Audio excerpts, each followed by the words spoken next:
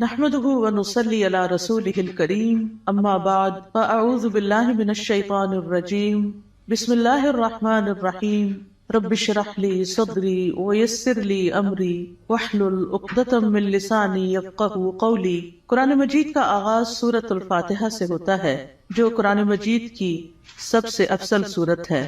نبی صلی اللہ علیہ وسلم کسی سفر میں تھے تو ایک آدمی آپ کے پاس اترا۔ وہ کہتا ہے کہ نبی صلی اللہ علیہ وسلم نے اس کی طرف متوجہ ہو کر فرمایا، کیا میں تمہیں قرآن کے افضل حصے کے بارے میں نہ بتاؤں؟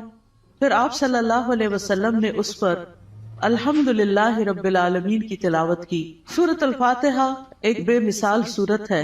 رسول اللہ صلی اللہ علیہ وسلم نے فرمایا، اللہ عز و جل نے ام القرآن فاتحہ جیسی سورت نہ تو تورات میں نازل فرمائی اور نہ ہی انجیل میں، اور یہی سبع مثانی ہے۔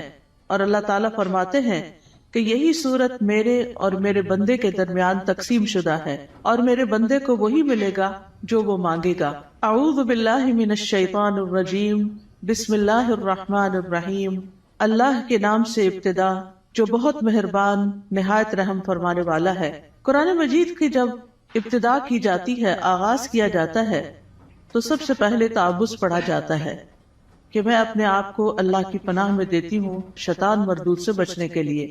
شیطان مردود کبھی بھی نہیں چاہتا کہ انسان سیدھے راستے کی طرف چلے، اور قرآن کا راستہ ہی سیدھا راستہ ہے۔ نبی صلی اللہ علیہ وسلم کا دیا ہوا راستہ ہی دراصل سیدھا راستہ ہے، لیکن شیطان کبھی بھی یہ نہیں چاہتا کہ ہم اس قرآن سے ہدایت پائیں۔ اسی طرح جب ہم اعوذ باللہ پڑھتے ہیں تو اس کا ایک صیغہ اعوذ بکلمات اللہ بھی ہے، یعنی ایک تو ہے اعوذ باللہ اور ایک ہے اعوذ بکلمات اللہ، کہ میں اللہ تعالیٰ کے سارے کلمات کے ساتھ اللہ کی پناہ میں اپنے آپ کو دیتی ہوں۔ کیونکہ آپ دیکھیے کہ اللہ سبحانہ وتعالیٰ کی جو مختلف مخلوقات ہیں ان میں سے یعنی شیاطین تو بری مخلوق ہیں، لیکن اس کے ساتھ ساتھ فرشتے جو ہیں وہ اچھی مخلوق ہیں۔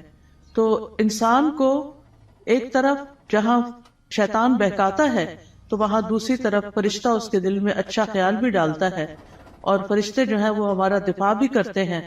تو اس لیے اللہ سبحانہ وتعالیٰ کی مدد کے ساتھ قرآن کا آغاز کرنا چاہیے۔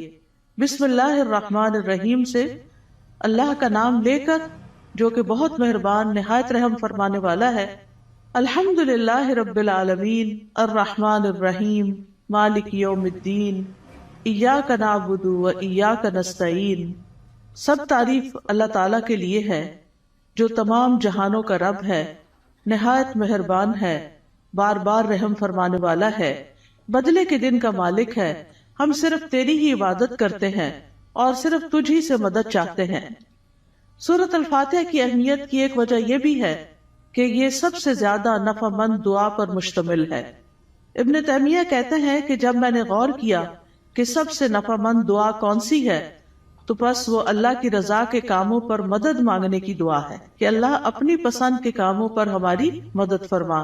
پھر میں نے سورۃ فاتحہ کی اس آیت ایاک نعبد و ایاک نستعین میں اس دعا کو پا لیا، اور اس میں دراصل انسان اللہ کی عبادت کی بات کرتا ہے کہ اللہ میں تیرا بندہ ہوں، تیری عبادت کرتا ہوں، تیری عبادت کرنا چاہ رہا ہوں۔ اور جیسا کہ آئندہ رمضان آ رہا ہے تو اس میں ہم عام دنوں سے زیادہ انشاءاللہ اللہ تعالیٰ کی عبادت کریں گے۔ تو یہ عبادت جو ہے یہ اللہ سبحانہ وتعالیٰ کی محبت کا نام ہے، یعنی عبادت کے 3 ارکان ہوتے ہیں، جن میں سب سے پہلا رکن جو ہے کمال درجے کی محبت ہونا۔ والذین آمنوا اشد حبا للہ، وہ لوگ جو ایمان لائے اللہ کی محبت میں سب سے زیادہ شدید ہوتے ہیں۔ دوسری بات یہ ہے کہ کامل درجے کی امید ہونا، وَيَرْجُونَ رَحْمَتَهُ، کہ وہ اس کی رحمت کی امید رکھتے ہیں۔ اور تیسرے اللہ تعالیٰ کا کامل خوف ہونا، یعنی یہ 3 چیزیں انسان کے اندر ہوں تو انسان عبادت گزار ہوتا ہے۔ اللہ کی محبت، اللہ کا خوف اور اللہ سے امید بھی۔ اور اللہ تعالیٰ کے علاوہ کسی اور کی عبادت کرنا جائز نہیں، اور عبادت اللہ کا حق ہے۔ اور ایاک نستعین کا مطلب ہے کہ ہم تجھ سے مدد چاہتے ہیں۔ تو جب نبی صلی اللہ علیہ وسلم نے فرمایا کہ جب تم مانگو تو اللہ سے مانگو، اور جب تم مدد چاہو تو اللہ سے مدد چاہو، کیونکہ دراصل اللہ ہی ہر چیز پر قادر ہے اور وہی انسان کو مدد دے سکتا ہے۔ جہاں تک اللہ عز و جل کی مخلوق کے علاوہ صرف اللہ سے مدد طلب کرنا ہے تو یہ اس لیے کیونکہ بندہ اکیلا اپنے فائدوں کے حصول اور اپنے نقصانوں کو ہٹانے سے عاجز ہے. یعنی اگر میں چاہوں کہ میں اکیلی ہی اپنے فائدے حاصل کر لوں یا جو بھی کوئی نقصان دہ چیز ہے یا تکلیف دہ چیز ہے اس سے چھٹکارا پا لوں تو یہ میرے بس کی بات نہیں ہے. کیونکہ انسان کی دین کی مصلحتیں ہوں یا دنیا کی فائدے کی چیزیں ہوں، اللہ کے سوا اس کی مدد کوئی بھی نہیں کر سکتا، اور جس کی مدد اللہ کرے اسی کو مدد حاصل ہوتی ہے، اور جس کو اللہ چھوڑ دے اس کی پھر کوئی مدد کرنے والا نہیں ہوتا، وہ بے یار و مددگار ہو جاتا ہے. اسی لیے ہم کہتے ہیں لا حول ولا قوت الا باللہ، کہ کوئی توفیق نہیں مل سکتی، کوئی قوت نہیں ہوتی مگر اللہ کے ساتھ. یعنی ہمارا حال بدل نہیں سکتا، یعنی حول حال سے بھی ہے، یعنی لا حول حال کی کوئی تبدیلی نہیں ہو سکتی، ایک حال سے دوسرے حال میں ہم نہیں جا سکتے، اور ہمارے اندر کوئی قوت بھی نہیں ہے مگر یہ کہ اللہ ہی کی دی ہوئی قوت اور اللہ ہی کی دی ہوئی طاقت سے انسان کے حالات تبدیل ہو سکتے ہیں. یعنی ہماری زندگیوں میں کئی مسائل ہوتے ہیں، کبھی بچوں کے مسائل، کبھی رشتہ داروں کے مسائل، کبھی اور مالی مسائل، یعنی کئی طرح کی چیزیں انسان کو پریشان کرتی رہتی ہیں. لیکن انسان کی اس ساری حالت کو کوشش کے باوجود بھی بعض اوقات خود سے انسان یا دوسرے لوگ، ہمارے ماں باپ، ہمارے شوہر، ہمارے بچے مل کے اس کو تبدیل نہیں کر سکتے. آپ نے دیکھا ہوگا جب انسان پریشان ہوتا ہے تو کبھی کسی کے پاس جاتا ہے، کبھی کسی سے دکھ بیان کرتا ہے، کبھی کسی سے مشورہ کرتا ہے، لیکن ساری باتیں کر کے چھوڑ دیتے ہیں، ہوتا ہوا تھا کچھ نہیں. ایسے میں انسان کو ٹھیک ہے مشورہ کر لینا چاہیے، مدد لینی چاہیے، لیکن اللہ سبحانہ وتعالیٰ سے ہی اصل میں مدد لینی چاہیے اور خوب خوب دعائیں کرنی چاہیے. اور اگر یہ کلمہ بھی بار بار انسان پڑھتا رہنا، ایاک نعبد و ایاک نستعین، کہ صرف تیری ہم عبادت کرتے ہیں اور تجھ سے ہم مدد چاہتے ہیں، تو انشاءاللہ اللہ کی مدد آئے گی. بندہ کس کس کام میں اللہ کی مدد کا محتاج ہے؟ اپنے روزمرہ کے مسائل کے حل کے لیے تو محتاج ہے ہی، اپنی خوراک کے لیے ہے، اپنے لباس کے لیے ہے، اپنی رہائش کے لیے، اپنی سب چیزوں کے لیے تو ہے ہی. لیکن خاص طور پر اللہ کی عبادت کے لیے ہم سب سے زیادہ اس کے محتاج ہیں کہ ہم اس سے مدد مانگے. تو انسان اللہ تعالیٰ کے احکام بجا کے نہیں لا سکتا جب تک انسان کو اللہ کی مدد حاصل نہ ہو. برائی چھوڑنا چاہتے ہیں، اپنی کوئی بری عادت چھوڑنا چاہتے ہیں، تو ہم اس کو چھوڑ نہیں سکتے جب تک اللہ کی مدد ہمیں حاصل نہ ہو. اسی طرح دنیا میں ہماری جو تقدیر ہے، اس تقدیر میں جو غم لکھے ہیں، ان غموں سے چھٹکارا نہیں پا سکتے جب تک کہ اللہ کی مدد حاصل نہ ہو. تو اس لیے بہت ضروری ہے کہ ہم دنیا کے معاملات میں بھی اللہ کی مدد لیں، اور پھر موت کے وقت، یعنی موت کے وقت کی جو سختیاں ہیں، اور قیامت اور برزخ یعنی قبر کے عذاب اور قبر سے متعلق جو مشکلات ہیں، اور قیامت کے دن کی جو ہولناکیاں ہیں، ان سب میں بھی ہمیں اللہ سے مدد لینی چاہیے. ان سب کاموں میں اللہ عز و جل کے سوا کوئی بھی مدد کرنے کی طاقت نہیں رکھتا. تو جو شخص اللہ کی مدد طلب کرنے کا حق ادا کرتا ہے تو اللہ تعالیٰ ان کاموں میں اس کی مدد بھی کرتا ہے. اہدنا الصراط المستقیم، تو ہمیں سیدھا راستہ دکھا، کیونکہ ہدایت سب سے بڑی ضرورت ہے جو انسان مانگتا ہے اللہ تعالیٰ سے. یعنی مانگنے کی چیزیں تو بہت ہے، لیکن سب سے اہم ترین چیز جو ہے وہ ہدایت ہے، کہ اللہ تعالیٰ ہمیں ہدایت عطا فرمائے. کیونکہ ہدایت جس کو مل گئی تو وہ متقین میں سے ہو جائے گا، اور جس کے اندر تقویٰ آ گیا اس کو مزید ہدایت بھی ملے گی. اور جو متقین میں سے ہو جائے گا تو من یتق اللہ یجعل لہ مخرجا ویرزقہ من حیث لا یحتسب، جو اللہ سے ڈرے گا وہ اس کے لیے نکلنے کا کوئی راستہ بنا دے گا، اور اسے وہاں سے رزق دے گا جہاں سے وہ گمان بھی نہیں کرتا ہوگا، یعنی جہاں سے وہ سوچ بھی نہیں سکتا. تو اس لیے انسان کو ہدایت کی ضرورت ہے، اور ہدایت اللہ سے مانگتے ہی رہنا چاہیے. آپ دیکھیے کہ حیرانی کی بات ہے کہ دن میں 5 نمازوں کی ہر رکعت میں ہم سورۃ فاتحہ پڑھتے ہیں. سورۃ فاتحہ کے اندر ہم اللہ سے ہدایت ہی مانگتے رہتے ہیں کہ اللہ تو ہمیں ہدایت دے دے، ہمیں ہدایت دے دے. یعنی انسان کو مل بھی جائے تو بھٹکنا بڑا آسان ہوتا ہے، دل کا ٹیڑھا ہونا بڑا آسان ہوتا ہے. تو اس لیے بہت ضروری ہے کہ ہم سب دل لگا کے یہ دعا کرتے رہیں. نبی صلی اللہ علیہ وسلم ایک اور دعا بھی کرتے تھے، اللہم انی اسألک الہدی والتقی والعفاف والغنی، کہ اے اللہ میں تجھ سے ہدایت، تقوی اور پاک دامنی اور دل کا غنا مانگتا ہوں. اسی طرح ایک اور دعا ہے، اللہم اہدنی وسددنی، اے اللہ تو مجھے ہدایت عطا فرما اور سیدھا رکھ، یعنی درست رکھ کہ ادھر ادھر نہ ہو جاؤں۔ اسی طرح نبی صلی اللہ علیہ وسلم تہجد کے وقت اللہ تعالیٰ سے سیدھے رستے کی ہدایت کی دعا مانگتے تھے، اور اپنی تہجد کی نماز شروع ہی اس دعا سے کرتے تھے، اللہم رب جبریل و میکائیل و اسرافیل فاطر السماوات والارض عالم الغیب والشہادۃ انت تحکم بین عبادک فیما کانوا فیہ یختلفون اللہم اہدنی لما اختلف فیہ من الحق انک تہدی من تشاء الی صراط مستقیم۔ اے اللہ، جبریل، میکائیل اور اسرافیل کے رب، آسمانوں اور زمین کے پیدا کرنے والے، ہر غیب اور حاضر کو جاننے والے، تو اپنے بندوں میں ان چیزوں کا فیصلہ کرے گا جن میں وہ اختلاف کرتے ہیں۔ اے اللہ، مجھے اس حق کی طرف رہنمائی دے جس میں اختلاف کیا گیا ہے، یقیناً تو جس کو چاہتا ہے سیدھے رستے پہ چلاتا ہے۔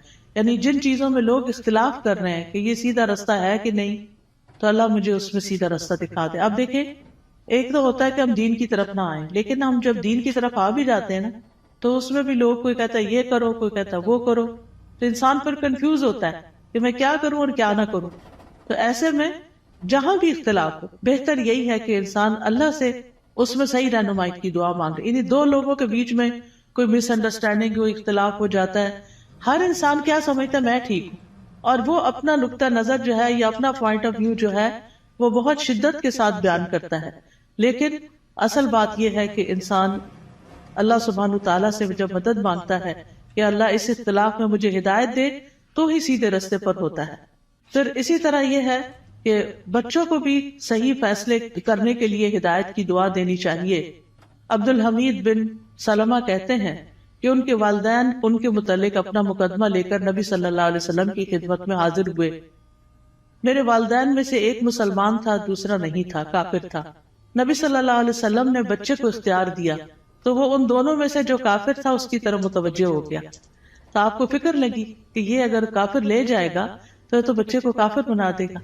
تو آپ صلی اللہ علیہ وسلم نے اسی وقت دعا کی، اللہم اہدہ، اللہ اس کو ہدایت دے دے۔ تو وہ مسلمان کی طرف متوجہ ہو گیا۔ تو پھر آپ نے فیصلہ اس کے حق میں کیا، کیونکہ آپ خود سے نہیں اس بچے کو کہہ سکتے تھے یا خود سے دے نہیں سکتے تھے، وہ بچے کی چوائس پر تھا کہ وہ کدھر جانا چاہتا ہے۔ تو آپ نے اس کے لیے دعا شروع کر دی۔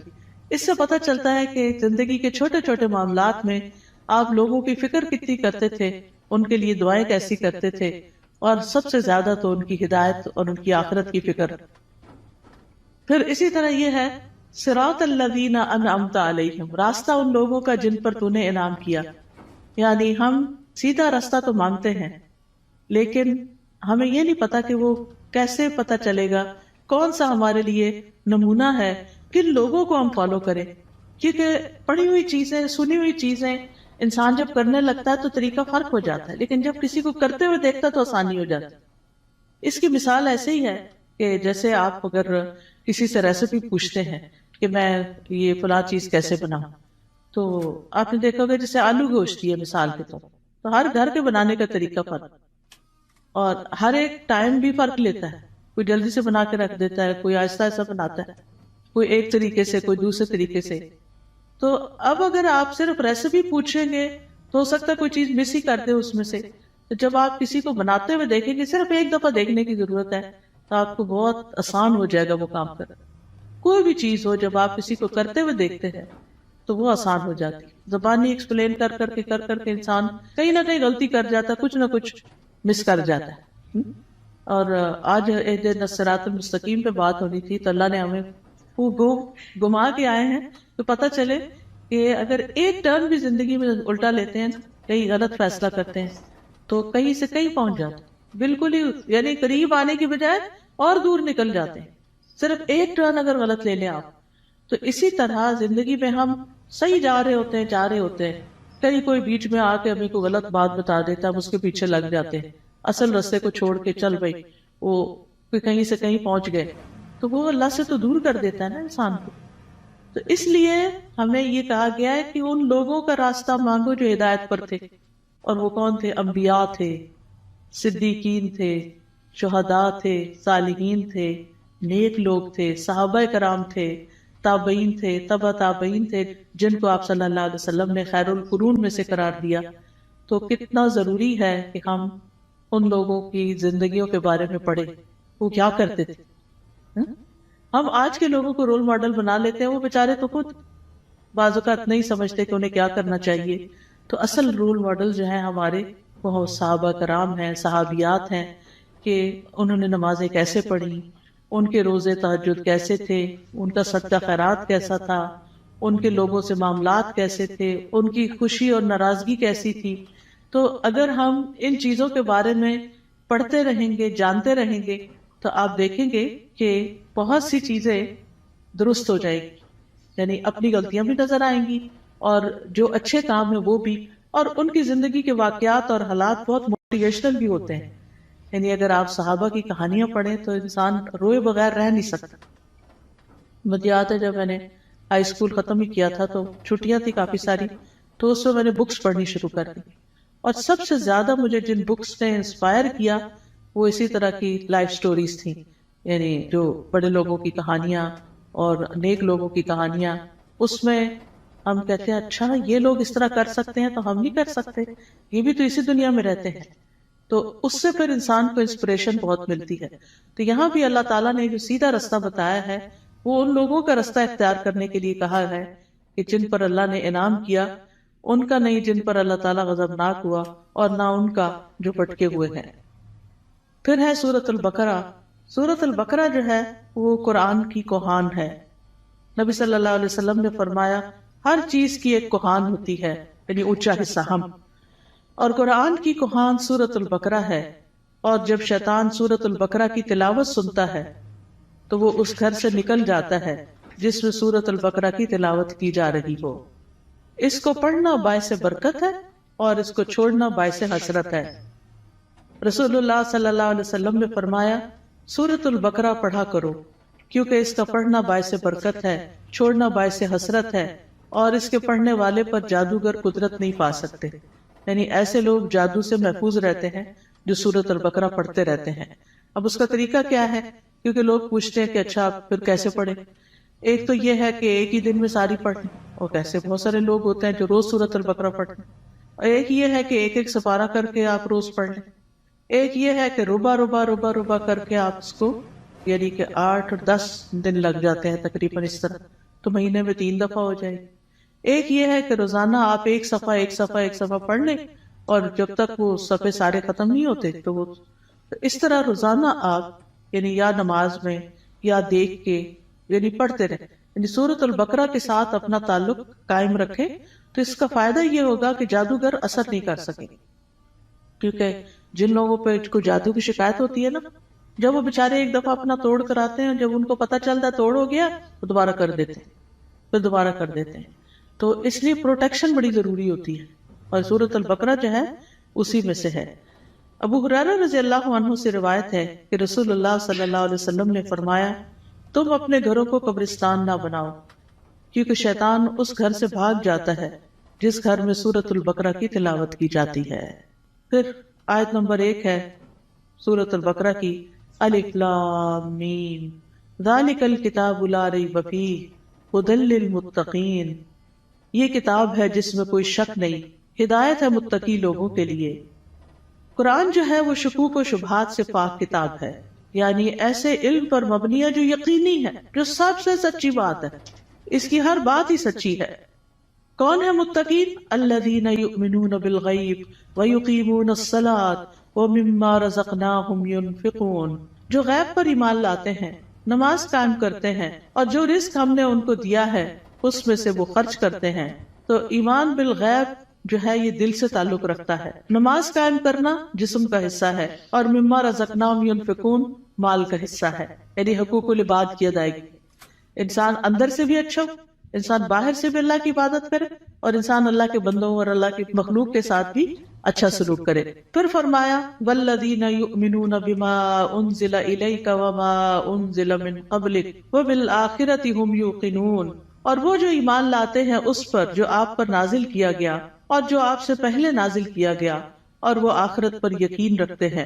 یعنی متقی وہ لوگ ہوتے ہیں، اس کتاب سے ہدایت حاصل کرنے والے لوگ وہ ہوتے ہیں کہ جو اللہ کی طرف سے آئی ہوئی چیزوں پر ایمان رکھتے ہیں، اور جو چیزیں نبی صلی اللہ علیہ وسلم سے پہلے اتاری گئی تھی ان پر بھی ایمان رکھتے ہیں، اور وہ آخرت پر پکا یقین رکھتے ہیں. تو نبی صلی اللہ علیہ وسلم پر نازل شدہ وحی جو ہے اس پر ایمان لانا ضروری ہے. قرآن مجید میں آتا ہے وَأَنزَلَ اللَّهُ عَلَيْكَ الْكِتَابَ وَالْحِكْمَةَ وَعَلَّمَكَ مَا لَمْ تَكُنْ تَعْلَمْ وَكَانَ فَضْلُ اللَّهِ عَلَيْكَ عَظِيمًا. اللہ نے آپ پر کتاب و حکمت نازل کی ہے اور آپ کو وہ کچھ سکھایا جو آپ نہیں جانتے تھے، اور یہ آپ پر اللہ کا بہت ہی بڑا فضل ہے کہ اللہ تعالیٰ نے آپ کو فائدے کی سب چیزیں سکھا دی ہیں. یاد رکھیے حدیث بھی قرآن کی طرح نازل ہوتی تھی. وَمَا يَنطِقُ عَنِ الْهَوَىٰ إِنْ هُوَ إِلَّا وَحْيٌ يُوحَىٰ. وہ اپنی خواہش نفس سے کچھ نہیں کہتے، وہ تو صرف وہی ہے جو نازل کی جاتی ہے. حسان بن عطیہ کہتے ہیں کہ جبریل علیہ السلام نبی صلی اللہ علیہ وسلم کے پاس سنت لے کر اترتے تھے. جس طرح آپ کو قرآن سکھاتے اسی طرح سنت کی تعلیم دیتے تھے. قرآن جو تھا وہ لکھا جاتا تھا، یعنی قرآن جو تھا وہ آپ سنتے تھے اور پھر صحابہ کو لکھوا دیتے تھے. جبکہ سنت جو ہے وہ چونکہ زیادہ تر پریکٹس کی چیز ہے، عمل کی چیز ہے، تو وہ آپ اس چیز پر عمل کر لیتے تھے. نبی صلی اللہ علیہ وسلم نے ہمیں بھی تلقین کی ہے کہ ہم اس قرآن و سنت کو مضبوطی سے پکڑے رکھیں. رسول اللہ صلی اللہ علیہ وسلم نے فرمایا میں تم میں دو چیزیں چھوڑے جا رہا، تم ہرگز گمراہ نہیں ہوگے جب تک ان دونوں کو مضبوطی سے نہ تھام لو. ایک اللہ کی کتاب اور دوسرے اس کے نبی کی سنت ہے. وَبِالْآخِرَةِ هُمْ يُوقِنُونَ. اور آخرت پر وہ یقین رکھتے ہیں. یقین کا معنی جو ہے وہ ایسا ایمان ہے جس کی طرف شک داخل، یعنی اتنا پکا کہ جیسے انسان اپنی آنکھوں سے کوئی چیز دیکھ رہا ہوتا ہے تو اس پر یقین ہوتا ہے کہ میں کوئی جھوٹ نہیں دیکھ رہا، یہ حقیقت ہے. یقین جو ہے یہ علم کا سب سے اونچا درجہ ہے. یعنی یہ نہیں کہا آخرت کا علم رکھتے ہیں، آخرت کو جانتے ہیں، نہیں، اس پر پکا یقین رکھتے ہیں، ایمان رکھتے ہیں. تو یقین کے فائدے کیا ہوتے ہیں؟ یقین کا فائدہ یہ ہوتا ہے کہ انسان کے لیے عمل آسان ہو جاتا ہے. انسان کو اللہ تعالیٰ سے یقین مانگنا چاہیے. ابو بکر رضی اللہ عنہ دعا میں یہ کلمات کہتے تھے اللہم ہب لی ایمانا و یقینا و معافاتا و نیتا. اے اللہ مجھے ایمان اور یقین اور عافیت اور اچھی نیت عطا فرما. اولئک علی ھدی من ربہم واولئک ھم المفلحون. یہی لوگ اپنے رب کی طرف سے ہدایت پر ہیں اور یہی لوگ دراصل فلاح پانے والے ہیں. اس کے بعد فرمایا بے شک وہ لوگ جنہوں نے کفر کیا ان کے لیے برابر ہے کہ آپ انہیں ڈرائیں یا نہ ڈرائیں، وہ ایمان نہیں لائیں گے. اللہ نے ان کے دلوں اور ان کے کانوں پر مہر لگا دی ہے اور ان کی آنکھوں پر پردہ ہے اور ان کے لیے بہت بڑا عذاب ہے. گناہ جب دل پہ پے در پے آتے ہیں تو دل کو بند کر دیتے ہیں، اور جب اسے بند کر دیتے ہیں تو اللہ کی طرف سے ٹھپا اور مور لگ جاتی، پھر ایمان اندر نہیں داخل ہوتا. اس لیے پھر انسان کا کفر سے چھٹکارا پانے کا کوئی رستہ نہیں رہ جاتا. ختم اللہ علی قلوبہم. اور پھر کان بھی نہیں سنتے اور آنکھیں بھی نہیں دیکھتی، کہیں سے بھی عبرت نہیں ہوتی. انسان ایسے ہی جانوروں کی طرح زندگی گزار کر پھر اللہ کے پاس چلا جاتا ہے اور وہاں جا کر بہت بڑے عذاب کا سامنا کرتا ہے. اس کے بعد ایک تیسرے گروہ کی بات کی گئی اور وہ ہے منافقوں کا گروہ. وَمِنَ النَّاسِ مَن يَقُولُ آمَنَّا بِاللَّهِ وَبِالْيَوْمِ الْآخِرِ وَمَا هُمْ بِمُؤْمِنِينَ. لوگوں میں سے کچھ ایسے بھی ہوتے ہیں جو کہتے ہیں ہم اللہ اور یوم آخرت پر ایمان لائے، حالانکہ وہ مومن نہیں ہوتے. وہ اللہ کو دھوکہ دیتے ہیں اور ان لوگوں کو جو ایمان لائے، اور نہیں وہ دھوکہ دیتے مگر اپنے آپ ہی کو، اور وہ اس کا شعور نہیں رکھتے. فی قلوبہم مرض فزادہم اللہ مرضا ولہم عذاب علیم بما کانوا یکذبون. ان کے دلوں میں ایک بیماری ہے تو اللہ نے ان کی بیماری کو اور زیادہ کر دیا اور ان کے لیے دردناک عذاب ہے، اس لیے کہ وہ جھوٹ بولتے تھے. تو یہ کون سی بیماری ہے؟ یہ دنیا کی محبت کی بیماری ہے. اس وجہ سے وہ اللہ سبحانہ و تعالیٰ کی عبادت نہیں کرتے، اسی وجہ سے وہ آخرت کی فکر نہیں کرتے، اسی وجہ سے وہ نبی صلی اللہ علیہ وسلم کی سنت کو کوئی اہمیت نہیں دیتے. کیونکہ جب دل دنیا کی طرف جھک جاتا ہے اور اس کے اندر بڑھتا چلا جاتا ہے، جو دنیا میں ہی سکون پاتا ہے، دنیا سے محبت کرتا ہے، وہ دل پھر آخرت سے غافل ہو جاتا ہے. اور جب آخرت سے غافل ہو جاتا ہے تو پھر اللہ سبحانہ و تعالیٰ ایسے بندے کو اس کے نفس کے حوالے کر دیتے ہیں اور پھر آخرت میں اس کے لیے دردناک عذاب ہے. اور جب ان سے کہا جاتا ہے کہ زمین میں فساد نہ کرو تو وہ کہتے ہیں کہ ہم تو اصلاح کرنے والے ہیں. خبردار، بے شک وہی لوگ فساد کرنے والے ہیں لیکن وہ شعور نہیں رکھتے. اور جب ان سے کہا جاتا ہے ایمان لاؤ جس طرح لوگ ایمان لائے، تو کہتے ہیں کیا ہم ایمان لائیں جس طرح بے وقوف ایمان لائے ہیں؟ خبردار، یقیناً وہ خود ہی بے وقوف ہیں لیکن وہ جانتے نہیں ہیں. اور جب ان لوگوں سے ملتے ہیں جو ایمان لائے تو کہتے ہیں ہم ایمان لائے، اور جب اپنے شیطانوں کے پاس تنہا ہوتے ہیں تو کہتے ہیں یقیناً ہم تو تمہارے ساتھ ہیں، ہم تو صرف مذاق کرنے والے ہیں. یعنی ایسے لوگ ہر ایک سے بنا کے رکھنے کی فکر کرتے ہیں اور کسی کو اس لیے ناراض نہیں کرنا چاہتے کہ ان سے پھر کوئی دنیا کا نقصان نہ ہو جائے. لیکن حقیقت یہ ہے کہ یہ لوگ دین کا مذاق اڑاتے ہیں اور دین کے ساتھ نان سیریس رویہ اختیار کرتے ہیں. تو اس لیے اللہ یستہزئ بہم، جیسے یہ عمل کرتے ہیں ویسے ہی ان کی جزا ہے. اللہ بھی ان سے مذاق کرتا ہے اور انہیں ان کی سرکشی میں مہلت دیے جا رہا ہے تو وہ بھٹکتے پھرتے ہیں. یعنی اللہ سبحانہ وتعالیٰ کا ان کے ساتھ استہزاء یہ ہے کہ وہ ان کے بدبختی کے اعمال اور خبیث حالات کو ان کے سامنے مزین کر دیتا ہے. یعنی انہیں اپنی برائیاں جو ہیں وہ اچھی لگنے لگتی ہیں، جیسے جھوٹ بولنا، دھوکہ دینا، کہنا یہ تو سمارٹنس ہے، دیکھو میں نے فلاں کو کیسے بیوقوف بنایا، اور پھر تنہائی میں بیٹھ کے اس پہ ہنستے ہیں. تو یہ چیزیں جو ہیں یہ انسان کے اپنے ہی لیے نقصان دہ ہوتی ہیں. اولئک الذین اشتروا الضلالۃ بالہدی فما ربحت تجارتہم وما کانوا مہتدین. یہی وہ لوگ ہیں جنہوں نے ہدایت کے بدلے گمراہی خرید لی، تو نہ ان کی تجارت ہی فائدہ مند ہوئی اور نہ ہی وہ ہدایت پانے والے تھے. ان کی مثال اس شخص کی طرح ہے جس نے آگ جلائی، تو جب آگ نے اس ماحول کو روشن کر دیا اللہ ان کا نور لے گیا اور انہیں اندھیروں میں چھوڑ دیا، وہ دیکھ نہیں پاتے. یعنی ان کے دل کا نور ختم ہو گیا ان کے اپنے اعمال کی وجہ سے. یعنی یہ ان لوگوں کے بارے میں بات کی گئی ہے کہ جو دعویٰ تو کرتے ہیں کہ ہم ایمان لائے اور اس سے دنیا میں کچھ نہ کچھ فائدہ اٹھاتے ہیں کہ وہ مسلمان ظاہر ہوتے ہیں تو مسلمانوں کو جو بینیفٹس ہوتے ہیں یہ ان کے شٹر میں آ جاتے ہیں. لیکن یہ ہے کہ دنیا میں تھوڑی سی روشنی ان کو مل گئی مگر آخرت میں تو سخت اندھیرا چھا جائے گا اور ان کو سخت عذاب پہنچے گا. پھر اسی طرح یہ ہے کہ دنیا میں کفر جو ہے وہ روشنی چھپا دیتا ہے اور ان کے پردے چاک ہو جاتے ہیں، جو ان کی منافقت ظاہر ہو جاتی ہے تو وہ اس سے اندھیرے ان کے کھل کے سامنے آ جاتے ہیں کہ ان کے دلوں کے اندر کیا ہے. پھر اسی طرح ان کے بارے میں فرمایا سم بکم عمی فہم لا یرجعون، بہرے ہیں، گنگے ہیں، اندھے ہیں، پس وہ نہیں لوٹتے، یعنی ہدایت کی طرف واپس نہیں آتے. یا ان کی مثال آسمان سے اترنے والی زوردار بارش کی طرح ہے جس میں اندھیرے ہیں اور گرج ہے اور چمک ہے.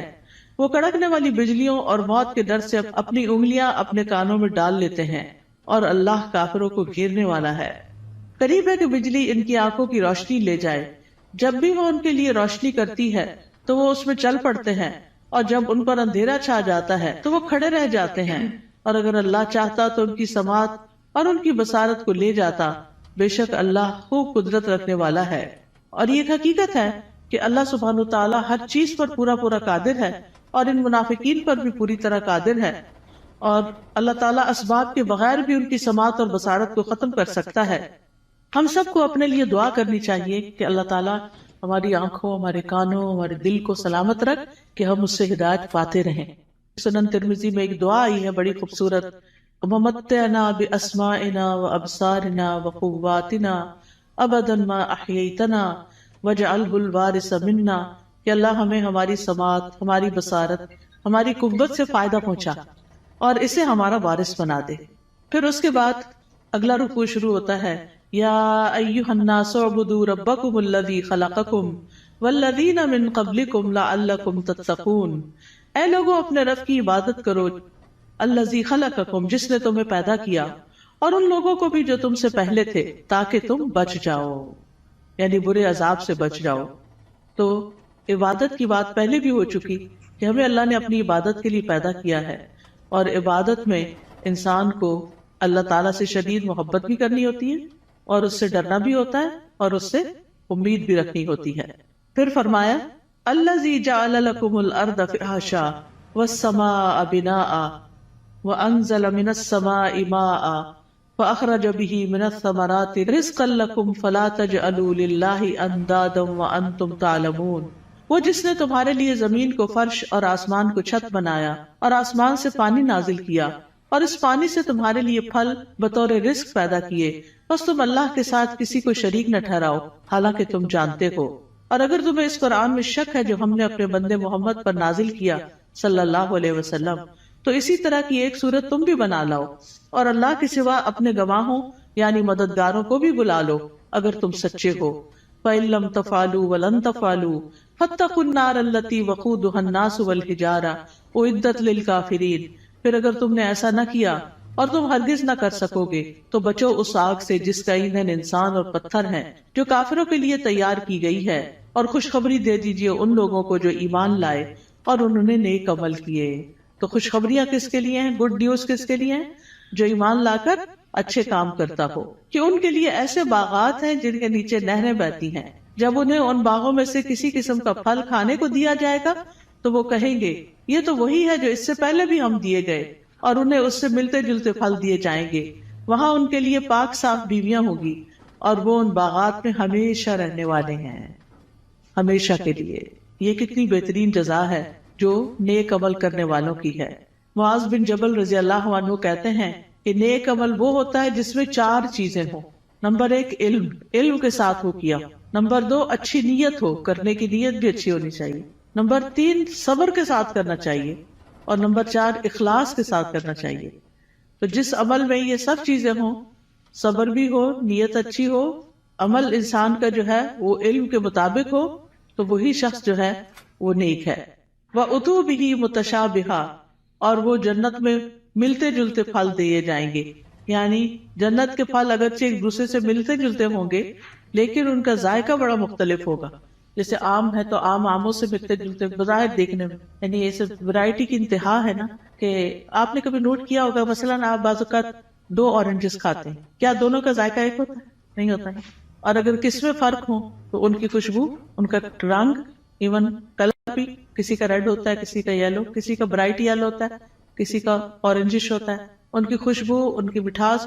اب وہ جنت میں ان کے سامنے پھل پڑے ہوئے ہیں، دیکھنے میں ایک جیسے لگ رہے ہیں، ایک کھائیں گے اور مزہ، ایک کھائیں گے اور مزہ، ایک کھائیں گے اور مزہ، کیونکہ اگر 2 پھل ایک جیسے بھی کھائیں گے تو وہ بور ہو جاتا ہے نا انسان۔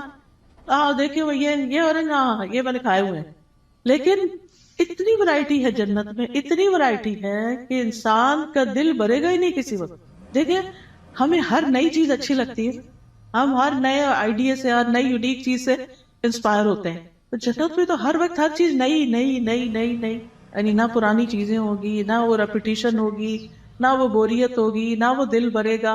اب فیشن کیا ہے؟ ایک نیا آئیڈیا ہی ہوتا ہے نا، حالانکہ بعض اوقات اس میں بڑی تکلیف بھی ہوتی ہے، لیکن وہ نیا ہوتا ہے تو لوگوں کو اٹریکٹ کرتا ہے، یونیک، ان یوزول۔ تو وہ اتو بھی متشابہہ، دیکھنے میں وہ متشابہ ہیں لیکن کھانے میں ان کا مزہ، جیسے ایک حدیث میں بھی آتا ہے کہ جنت کے جو ببول کا درخت ہوگا اس کے جو کانٹے ہوں گے، اس میں سے ایک کانٹے کے اندر 70,000 قسم کے پھل ہوں گے، یعنی اس کے اندر وہ رنگ ہوں گے اور اس کے ڈفرنٹ چیزیں ہوں گی، اور وہ جب ایک ایک چیز نکالتا جائے گا انسان تو different colour, different test, different خوشبو، ایکسپلور ہی کرتا جائے گا۔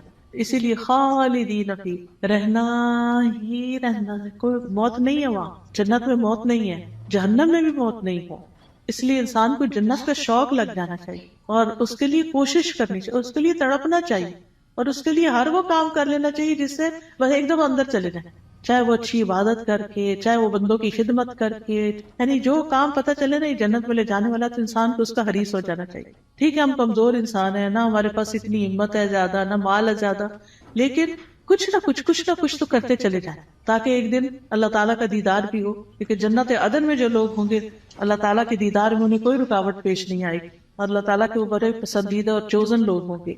لیکن اس کے لیے اللہ کے راستے میں جہاد کرنا، جد و جہد کرنا، نکلنا، اپنے کمفرٹ زون سے باہر نکلنا، اپنا مال خرچ کرنا، اپنی جان لگانا، یہ چیزیں ہیں جس سے انسان جنت کا سودا کرتا ہے۔ ان اللہ اشتری من المؤمنین انفسهم واموالهم بان لهم الجنہ، اللہ نے بے شک خرید لی مومنوں سے ان کی جانیں اور ان کے مال، کیونکہ ان کے لیے جنت ہے۔ تو جنت حاصل کرنے کے لیے انسان کو کچھ دینا پڑتا ہے، اور وہ یہی دنیا کا وقت ہے، تھوڑا سا، یہ چند سال ہے، پتہ نہیں کب تک زندہ ہے کب تک نہیں۔ تو اللہ تعالیٰ سے دعا ہے کہ وہ ہمیں نیک اعمال کرنے کی توفیق عطا فرمائے۔ پھر بے شک اللہ اس سے نہیں شرماتا کہ وہ مادہ مچھر یا اس سے اوپر کسی چیز کی مثال بیان کرے. پھر جو لوگ ایمان لائے ہیں وہ جانتے ہیں کہ ان کے رب کی طرف سے سچ ہے، اور جن لوگوں نے انکار کیا وہ کہتے ہیں اس مثال سے اللہ کی کیا مراد ہے. اللہ اس سے اکثر لوگوں کو گمراہ کرتا ہے اور اسی سے بہت سے لوگوں کو ہدایت بخشتا ہے، اور اس مثال سے گمراہ کرتا بھی ہے تو صرف فاسقوں کو. یعنی اللہ تعالیٰ جن لوگوں کو گمراہ کرتا ہے وہ اس لیے نہیں کرتا کہ اللہ چاہتا ہے گمراہ ہو جائے، نہیں، اصل میں ان کے اندر ایسی کوئی علت ہوتی ہے کہ جو اس بات کا سبب بن جاتی ہے کہ اللہ تعالیٰ پھر اس بندے کو ہدایت کی بجائے الٹے رستے پہ چلا دیتا ہے. جیسے سورۃ الصف میں آتا ہے فَلَمَّا زَاغُوا أَزَاغَ اللَّهُ قُلُوبَهُمْ وَاللَّهُ لَا يَهْدِي الْقَوْمَ الْفَاسِقِينَ. پھر جب وہ ٹیڑھے ہو گئے تو اللہ نے ان کے دل ٹیڑھے کر دی. انسان سیدھا رستہ چھوڑ کے ٹیڑھے پہ جاتا ہے تو پھر اللہ تعالیٰ اس کو اسی کے حوالے کر دیتا ہے، اور اللہ نافرمان لوگوں کو ہدایت نہیں دیتا. تو جو لوگ رب کے حکم کو مان جاتے ہیں ان کو ہدایت کی تعلیم مل جاتی ہے اور وہ سیدھے رستے پہ چل پڑتے ہیں. اور پھر فاسق کون ہوتے ہیں؟ جو اللہ کے عہد کو اس کے مضبوط باندھنے کے بعد توڑ دیتے ہیں، اور جس چیز کا اللہ نے جوڑنے کا حکم دیا اس کو کاٹ ڈالتے ہیں، یعنی رشتہ داروں سے کاٹ لیتے ہیں اور زمین میں فساد کرتے ہیں. یہی لوگ دراصل نقصان اٹھانے والے ہیں. تم اللہ کا انکار کیسے کر سکتے ہو حالانکہ تم مردہ تھے، پھر اس نے تمہیں زندگی بخشی، پھر وہی تمہیں موت دے گا، پھر وہی تمہیں دوبارہ زندہ کرے گا، پھر اسی کی طرف تم لوٹائے جاؤ گے. واپسی کدھر ہے؟ اللہ ہی کی طرف ہے. اب یعنی کہ 2 مرحلے تو پورے ہو گئے. ایک مرحلہ تھا زندگی سے پہلے آنے کا، جب آدم علیہ السلام کی پشتوں سے اللہ نے سب کی روحیں پیدا کر دی. پھر اس کے بعد اس دنیا میں اب آگے، اب اس کے بعد موت ہے، پھر موت کے بعد پھر زندگی ہے جو ہمیشہ کی زندگی. هو الذی خلق لکم ما فی الارض جمیعا ثم استوى الی السماء فسواہن 7 سماوات وہو بکل شیء علیم. وہ اللہ ہی تو ہے جس نے وہ سب کچھ جو زمین میں ہے تمہارے لیے پیدا کیا، پھر وہ آسمانوں کی طرف متوجہ ہوا تو ان کو ٹھیک کر کے 7 آسمان بنا دیا، اور وہ ہر چیز کا خوب علم رکھنے والا ہے. یہ اللہ تعالیٰ کا ہم پر احسان ہے کہ اس نے ہمارے لیے فائدے کی چیزیں اور عبرت کے سامان زمین میں پیدا کیے، اور ہر وہ چیز جو اللہ نے بنائی وہ ہمارے استعمال کے لیے ہے. تو اللہ تعالیٰ سے دعا ہے کہ وہ ہمیں ان نعمتوں سے بھرپور فائدہ اٹھا کر اس کی اطاعت میں اپنی جان لگانے کی توفیق عطا فرمائے. وآخر دعوانا ان الحمد للہ رب العالمین.